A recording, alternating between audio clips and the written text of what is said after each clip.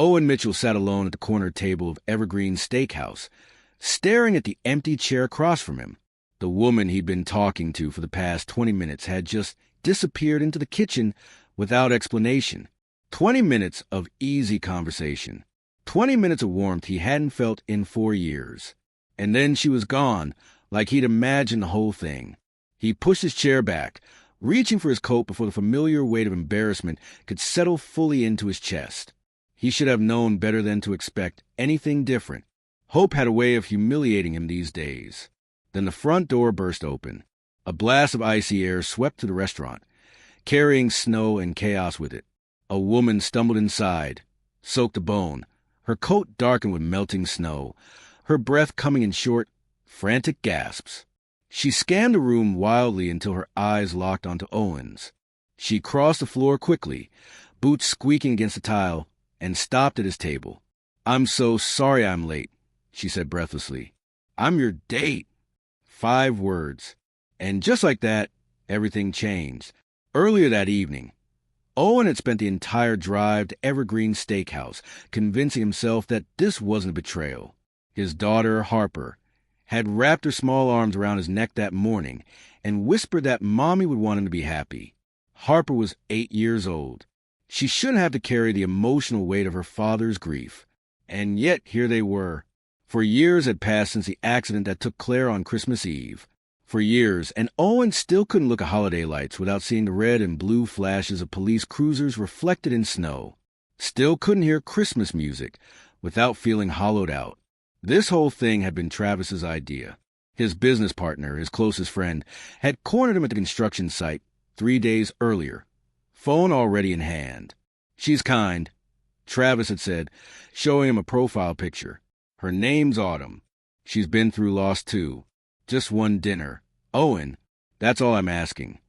Owen had agreed mostly to end the conversation, but also because he was tired of lying to Harper when she asked why they never went to Christmas parties anymore. Evergreen Steakhouse smelled like pine and cinnamon when Owen walked in at 7 on December 20th. He wore the navy sweater Harper had picked out, the one she said made his eyes look less sad. Travis had told him Autumn would be wearing a green sweater. Green sweater. Dark hair. Sweet smile.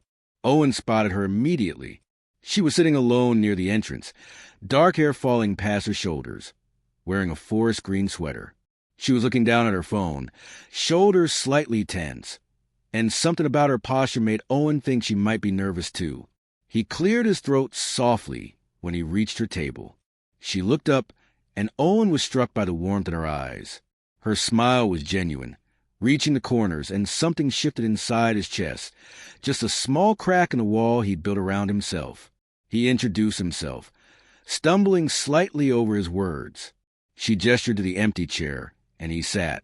They talked and talked. The conversation flowed in a way that felt almost surreal.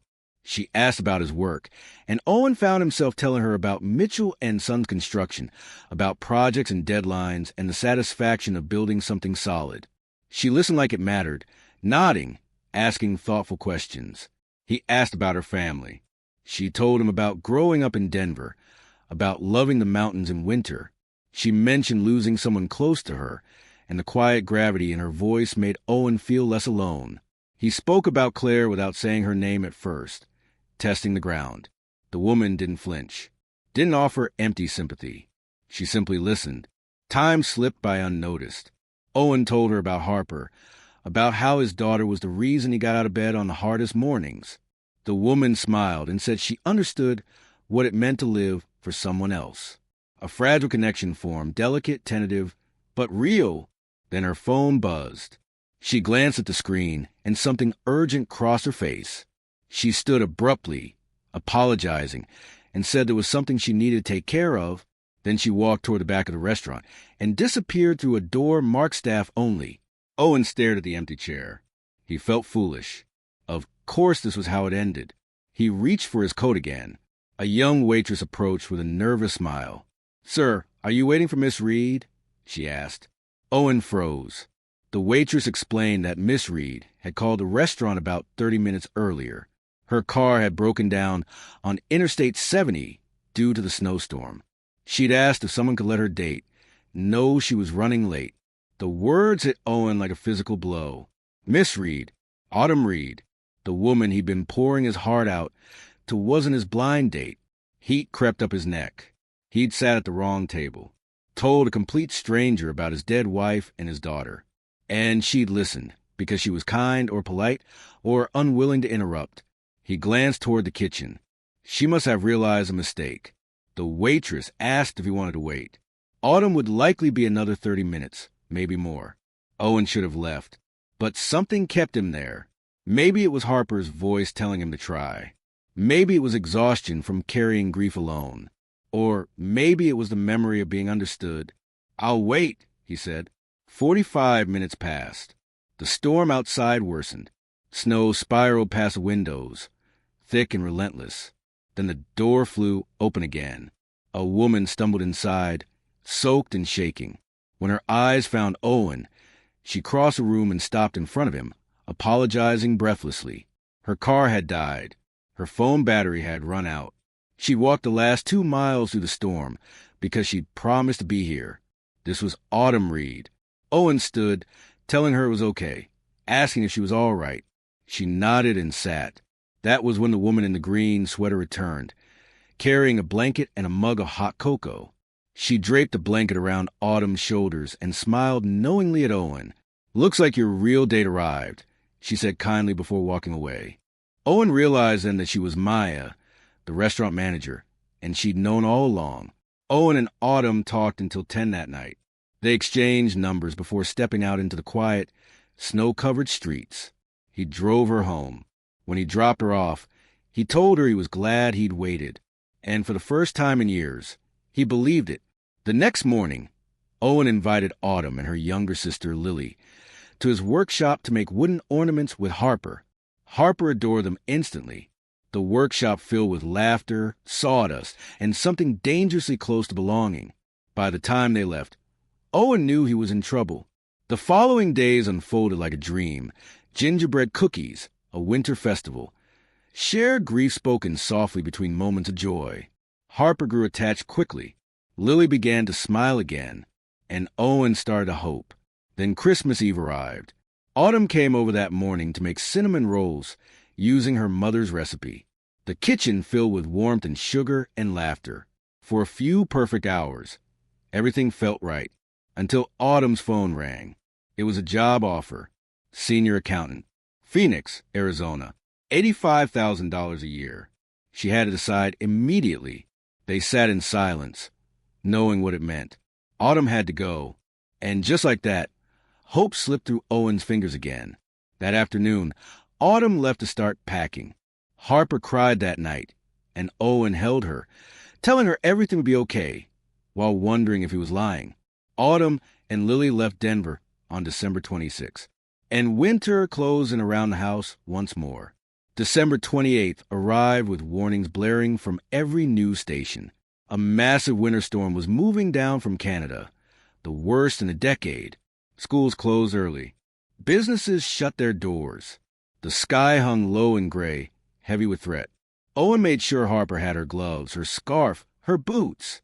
He kissed the top of her head before she left for school, reminding her to stay close to her friends on the bus.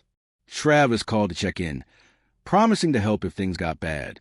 Owen said they'd be fine. By noon, the storm hit. Snow fell so thick Owen couldn't see across the street. Wind howled against the windows, rattling them like fists. Alerts piled up on his phone. Road closures, whiteout conditions, emergency advisories. Harper was supposed to be home by 3. 3 o'clock passed. Then 4. The flutter of panic started deep in Owen's chest. Small at first, then growing. He called the school. The woman on the phone told him the buses were stuck on Interstate 70, just past a mountain pass. They were safe, she assured him. Emergency crews were on the way. Interstate 70, the same stretch of road where Claire had died. The room tilted. Owen grabbed the counter to steady himself. He didn't remember grabbing his keys. Only that moments later he was in his truck, snow already piling on the windshield. The roads were nearly invisible. His truck slid twice before he reached the highway entrance, where a police officer flagged him down. The interstate was closed. No one was getting through. Owen tried to explain his daughter the school bus, but the officer was firm. Emergency crews were handling it. Owen needed to go home. He sat on the side of the road, snow stacking up around him, trapped between past and present. He pulled out his phone, hand shaking. His thumb hovered over Autumn's name. He texted her without thinking. Harper was stuck on Interstate 70. He couldn't get to her. He needed help, even though he knew Autumn was far away. 15 minutes passed. Then his phone buzzed. "I'm coming." Before he could process it, Autumn called. Her voice was tight with determination. She told him she'd never made it to Phoenix. Lily had gotten sick, and they'd stopped in Colorado Springs. Now she was driving north. Owen told her not to. The roads were too dangerous. Autumn cut him off. "Harper needs me," she said. "That's all that matters." The call ended, and Owen sat in his truck praying to anyone listening that Harper would be okay, that Autumn would be safe, that he wouldn't lose anyone else. He eventually drove home. Travis arrived an hour later and sat beside him in the dark, saying nothing. At 6 o'clock, Owen's phone rang. The children were safe. The buses had been cleared and rerouted to a fire station near the highway. Parents could pick them up there. Owen was out the door before the call ended. The fire station was chaos. Crying children, frantic parents, flashing lights. Owen spotted Harper sitting on a bench, wrapped in an emergency blanket, clutching hot chocolate. He dropped to his knees and pulled her into his arms, holding her until she complained he was squishing her. Then Harper looked up at him and said, "Daddy." Autumn came. Owen froze.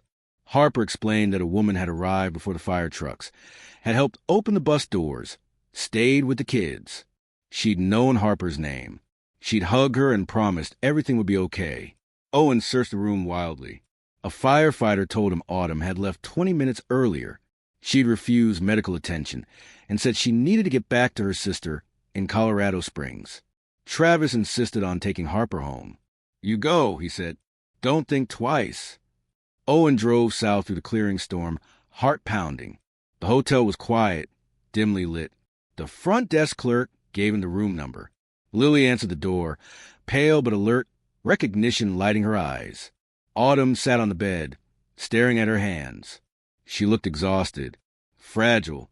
Owen crossed the room and took her shaking hands in his. "Thank you," he said. "You saved my daughter." Autumn shook her head. "I had to." Lily cleared her throat and pulled an envelope from her backpack. She explained, quietly, bravely, that she'd received a full scholarship to University of Colorado Boulder. She'd hidden it, afraid Autumn would give up her future again. "I don't want to be the reason you're unhappy," Lily said, voice breaking. "You deserve a life, too." Autumn cried openly now. The scholarship meant they could stay in Denver. Owen told her about a position at his company. Real, needed, comparable to Phoenix. No charity. A future. Autumn searched his face, then kissed him. Soft, trembling, real. For the first time since Claire died, Owen felt allowed to be happy. They returned to Denver on December 29th. Harper ran into Autumn's arms, screaming with joy. Lily stayed too. Promises were kept. 1 year later, Owen sat once more at the corner table of Evergreen Steakhouse. Autumn sat across from him. Wearing green, he proposed. She said yes. Under Christmas lights, surrounded by laughter, Owen finally understood. Sometimes the greatest gifts come wrapped in second chances, and in people who refuse to give up on you, even in the storm.